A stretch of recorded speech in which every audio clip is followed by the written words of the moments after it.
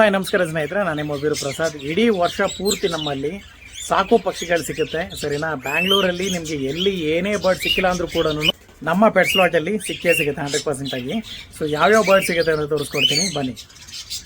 So ಮೊದಲನೇದಾಗಿ ನೋಡ್ತಿದ್ದೀರಾ ಸನ್ಕೋನಿಯರ್ ಅಂತ ಕರಿತೀವಿ, ವೆಲೋಡೋಮೆಂಟು. ಈ ಬರ್ಡ್ ಕೂಡ ನಮ್ಮಲ್ಲಿ ಅವೈಲೇಬಲ್ ಇದೆ. ಆ್ಯಂಡ್ ನೆಕ್ಸ್ಟ್ ನೀವು ನೋಡ್ತಿದ್ದೀರಾ ಟಾಕಿಂಗ್ ಪ್ಯಾರೆಟ್ಸ್ ಅಂತ ಕರಿತೀವಿ, ಲಾರಿಕೇಟ್ಸು.